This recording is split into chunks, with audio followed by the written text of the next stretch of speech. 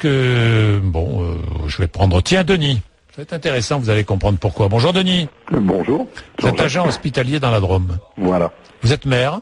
Oui, maire d'un petit village, Baternay, dans le nord de la Drôme, oui. Et combien d'habitants? 250. 250. Vous avez donné votre parrainage? Comme à chaque reprise, d'ailleurs, depuis déjà 3 présidentielles. Oui. J'avais précédemment, donc d'ailleurs, signé ma promesse de parrainage donc à Christine Boutin, je ne le cache pas. Oui. Elle-même s'étant désistée, donc j'ai attendu l'ultime jour, j'allais dire à 2 ou 3 jours donc de la date butoir de remise de ces parrainages. Pour l'accorder, bon, je suis complètement apolitique, hein, je le crie haut et fort. Bon, bien évidemment que je partage et je ne conçois pas la vie sans politique. J'aimerais qu'elle soit beaucoup plus tolérante, beaucoup plus ouverte, beaucoup plus pluraliste. Moi aussi.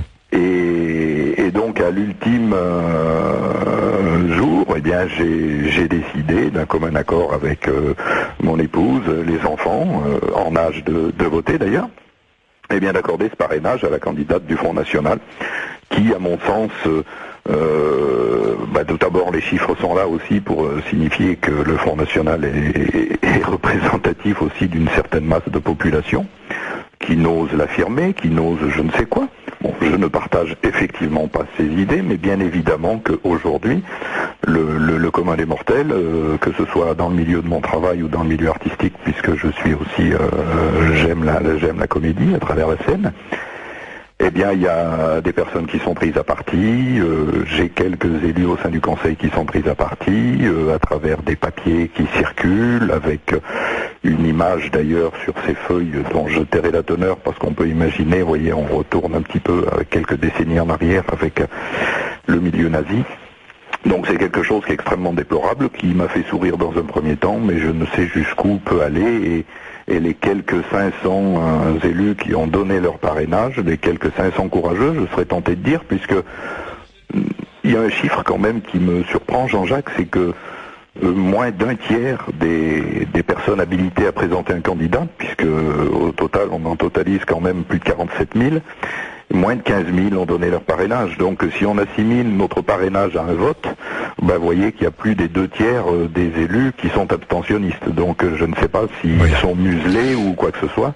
Denis, on va rappeler que respecter les idées des autres ou permettre aux autres d'exposer leurs idées, ça ne veut pas dire les partager. Mais bien évidemment. Et ça, malheureusement, que ce soit, c'est dans tous les sens et de tous les côtés. Hein. Oui. On peut dire ça partout, hein. Partout. Et ça, c'est ce qui est le plus insupportable pour moi. Oui. C'est que tout de suite, à partir du moment où on écoute l'autre, on vous accuse de partager ses idées. Voilà, et on peut écouter l'autre sans être d'accord avec l'autre. Absolument. Mais on a le droit de l'écouter, et l'autre a le droit d'exposer ses idées. Bien sûr. Après, si on n'est pas d'accord, on les combat. Mais bien entendu, heureusement que les urnes sont là pour effectivement donner à tout à chacun le droit de s'exprimer. Oui. Bien évidemment, je peux moi-même me défendre et m'exprimer et revendiquer le pourquoi je conçois le parrainage, le comment je le conçois, mais j'invite que ce soit mes collègues ou les personnes autour de moi qui ont à leur tour à se justifier parce que me connaissant, parce que ils sont ces personnes-là sont elles-mêmes prises à partie et ça je ne le conçois pas du tout. Vos enfants aussi ont été pris à partie, Denis? Pardon? Vos enfants aussi ont été pris à partie? Non, mais disons qu'ils sont dans un domaine extrêmement public, dans le domaine sportif, etc.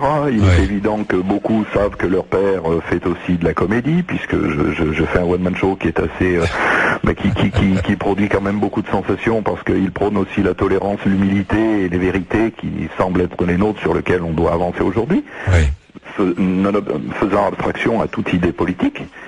Mais vous savez, le commun des mortels a tendance à faire des similitudes très dommageables. Oui, je suis assez d'accord. Bien, merci Denis pour ce témoignage, vraiment. Hein. Merci.